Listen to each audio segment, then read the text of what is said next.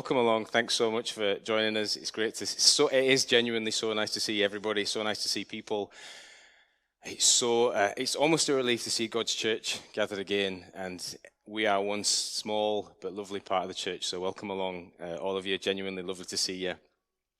We're in our new series, and we're looking at holiness. We're going to relook at the subject of holiness. There are lots of different factors, I think, that keep us coming along to church, that aid us in our journey, that mean that we are here where we are now. For some of us, it's something that we maybe grew up with. That's quite a big part of it. We heard the story at home. For others of us, it's become a comfort. It's something that we come along to church and we find it a real comfort, and our Christian faith has been a comfort. For others of us, it's just, maybe we've not even stopped to even think about why we find ourselves where we are. For others of us, it feels really good. I definitely noticed that as we sung that last song. I was like, this just feels really good to be here.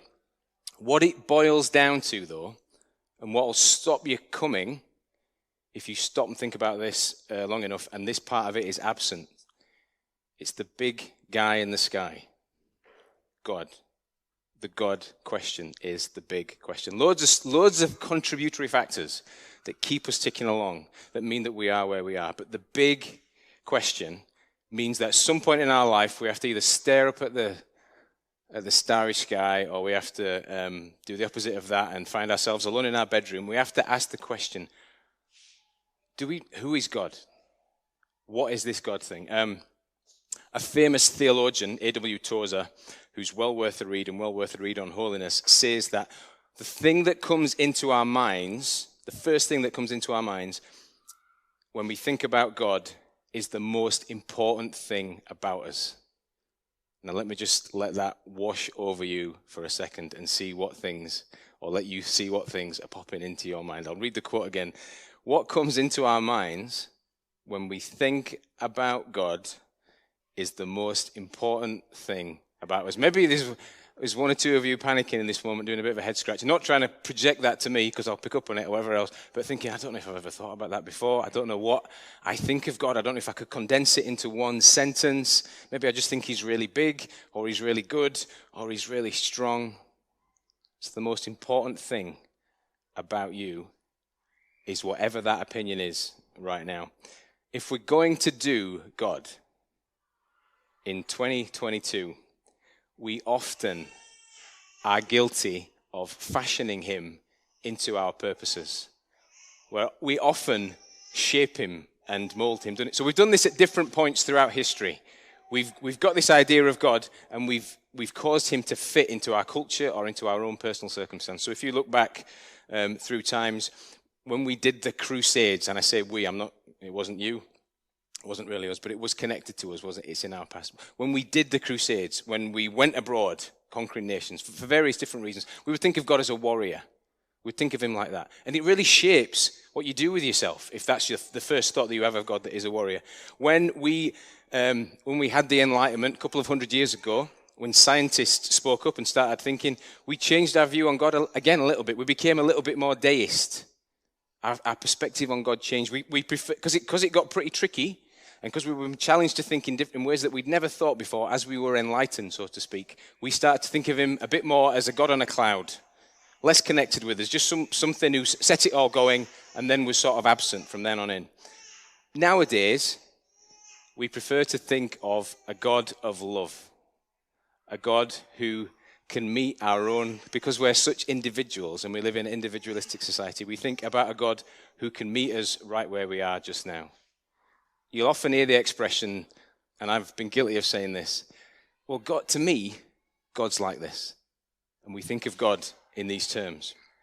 We choose a God, we structure a God, we fashion our God with whatever issue is going on in our lives right now. God becomes about that.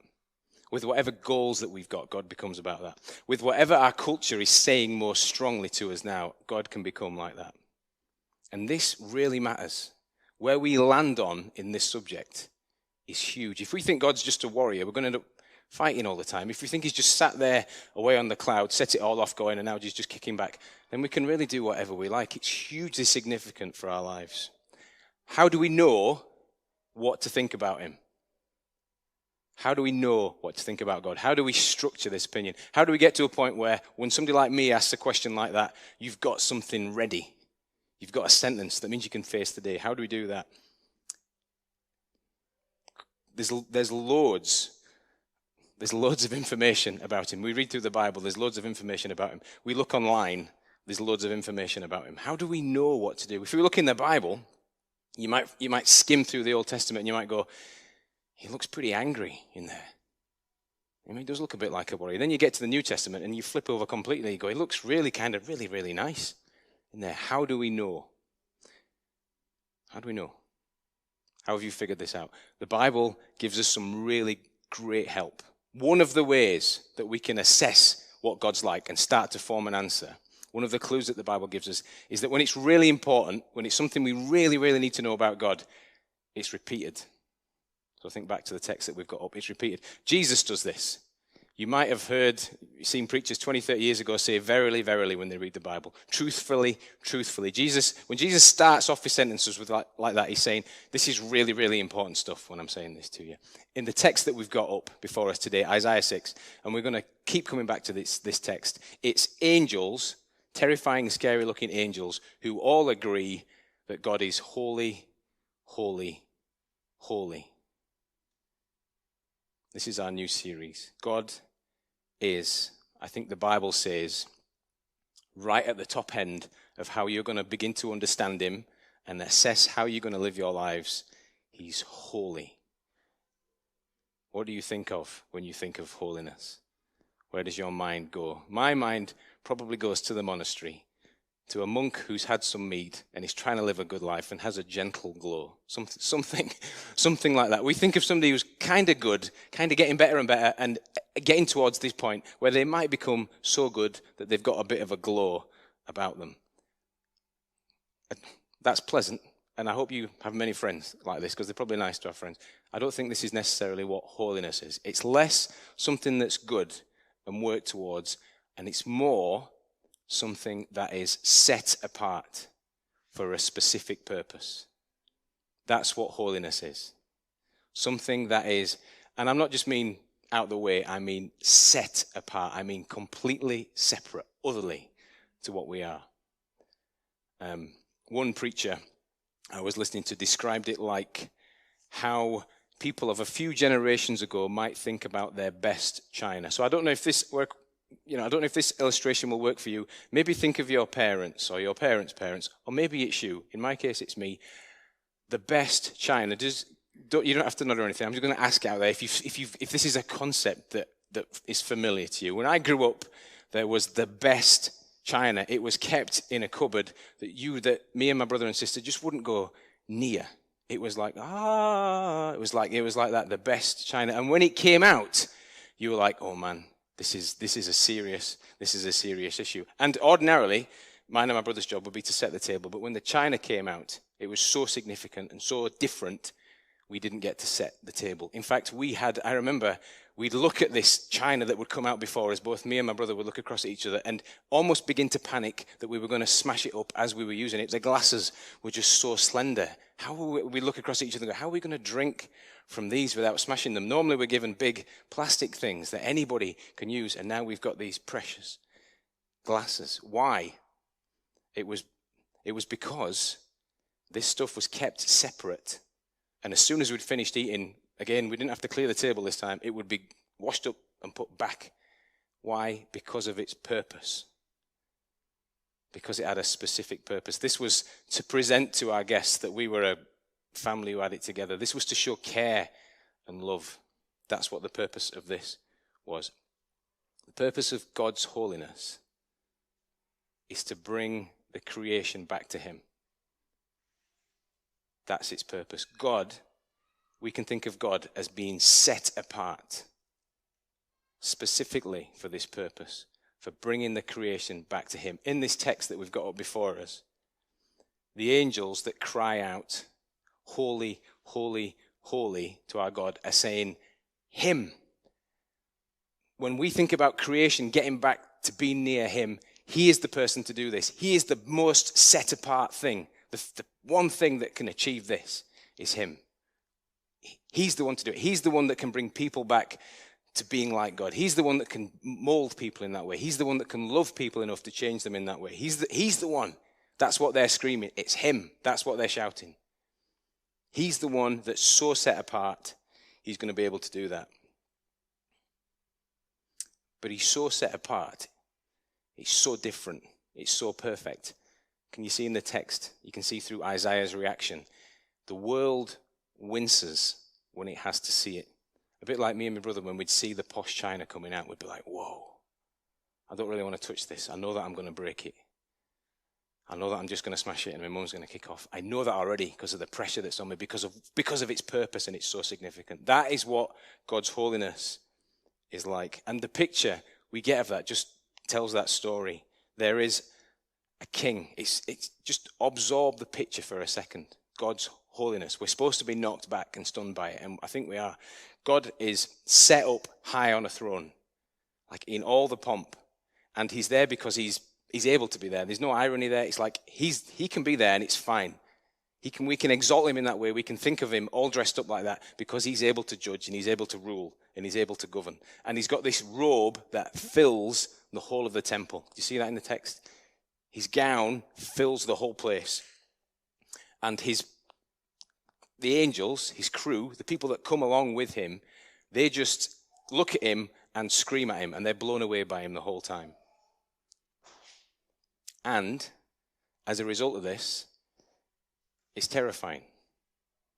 It's so terrifying that anyone who claps eyes on this just collapses and breaks down. This is what holiness is.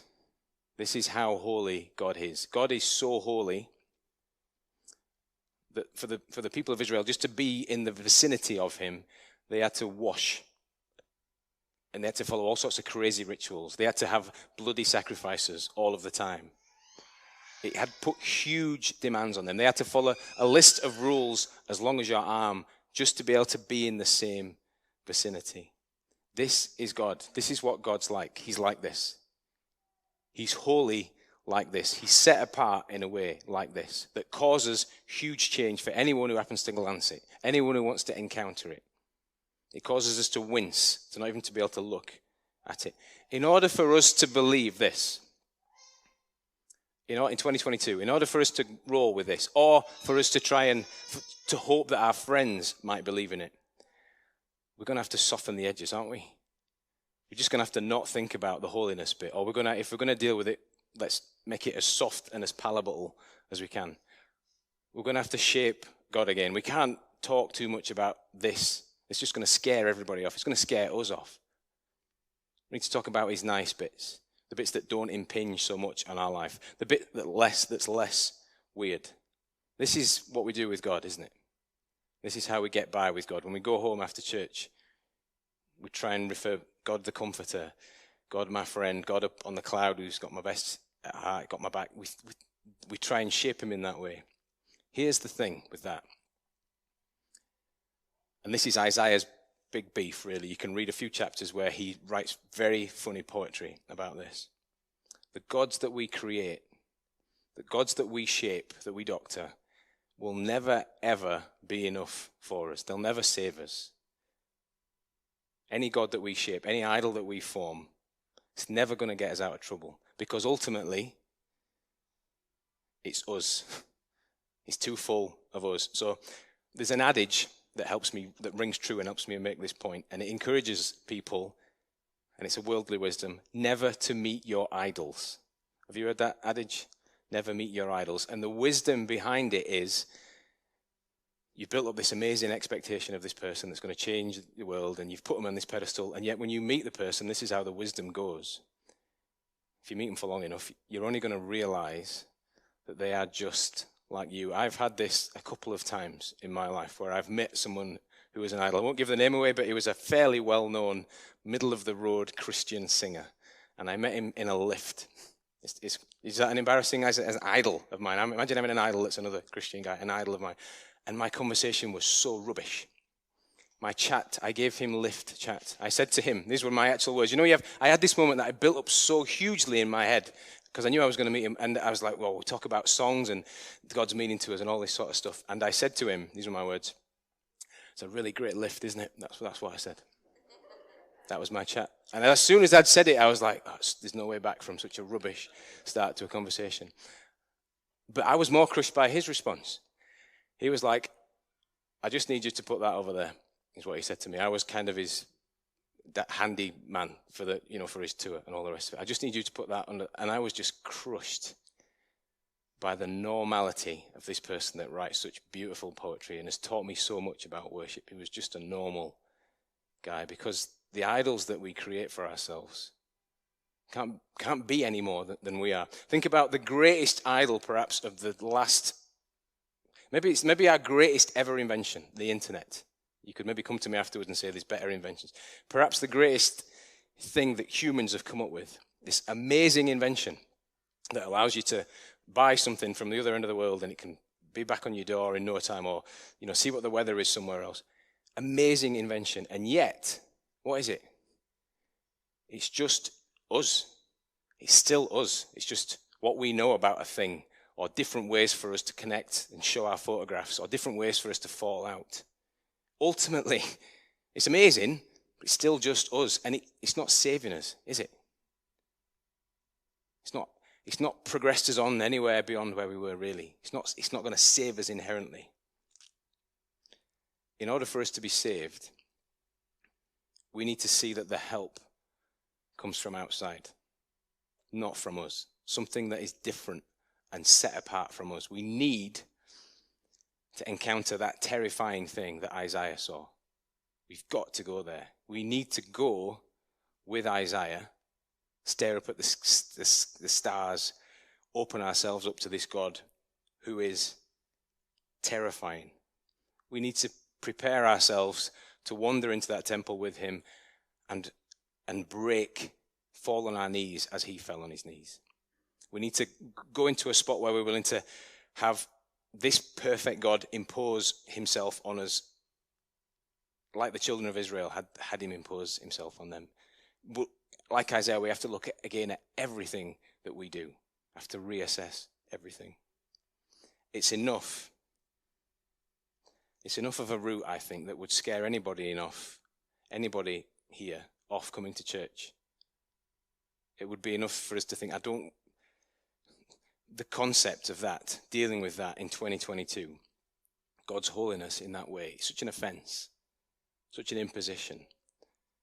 We'd get so far towards the temple, if that's the analogy that we're following, and say, I can't go down that religious road anymore, except that the story of the exalted God doesn't end with where he leaves us in Isaiah. It doesn't end with him staying exalted on the throne. The story of the God exalted carries on. So this is the last. If you're hanging on for the end of the sermon, this is the end. This is the last bit of the sermon. The New Testament leaves us with different pictures of the exalted God. It's still all true. Everything that we read in the Old Testament, God is like that. He is holy like that, and he's exalted like that. But we see other elements of his character and other elements of the other ways in which that holiness manifests itself. One of a collection of beautiful stories of God in Christ in and amongst the unholiness we read about in Luke's Gospel, and it finds Jesus at a Pharisee's house. And this is one of those moments. What would happen with Jesus? He would be like a touring rabbi, and he'd be touring along, and then other rabbis, other well-to-do, intelligent people would see him coming along and hear about him coming along, and they'd say, come round to my house, come round and we'll have a chat. And it would be almost like a social climbing event for Hebrews. They wouldn't, there's no money involved in this, but these would be two intelligent Jews coming together, and the throng would sort of listen around, and they would debate the latest issues, and it would almost be like, let's hear these people come together. Let's hear the intelligent religious people come together, and let's see who ends up at the top. This is the setting. Who's going to be the most exalted at the end of it? Halfway through this story, the Bible describes it as a sinful woman comes in, maybe a prostitute, something like that. Somebody who's gone way off the rails, especially in terms of what it would mean to be living in that time. She comes in, and she comes in because she's seen Jesus before. She's seen him before, and she's seen that he is different. She's seen that he is holy. She's seen that in him, and seeing that in him has meant that she has just, this is an incredible story. What she does, she comes into the room, and she smashes open some perfume, and she wets it on her hair, and she wipes his feet, and she's just having such a big, it's just a meltdown. It's like Isaiah. She's on the floor like Isaiah, broken by the fact that she's seen something different in this person. Now, in the ordinary run of things, at these events, what happens is you have the scene where the person breaks down, and then the protagonists in the story usher them outside, and they go, right, okay, let's get back to figuring out which of us is the most exalted, which of us is the cleverest, who can get to the top of this conversation, except that's not what Jesus does. Jesus has this broken woman weeping, washing his feet with her hair behind him, and he sticks with her. He doesn't shove her off. He doesn't beat up on her to get back to the top. He says, no, I'm going to stick where she is. I'm going to become her advocate. I'm going to stick up for her. I'm going to get people to think about things from her perspective. I'm going to show her some love and some care. This is what Jesus does. This is what he does over and over again, story after story. This is what God does over and over again. This is what gives us hope when we think about needing to face the holy, because what we realize is the truthful picture of God exalted, the kind of God that can have a robe that fills the room, that can break everyone just with terror, just with who he is, his holiness. That same God loses the robe, comes down from his perch, puts his arm around us, and stays with us in our unholiness in a way that means that we can stay there in God's presence. This is what God does for us.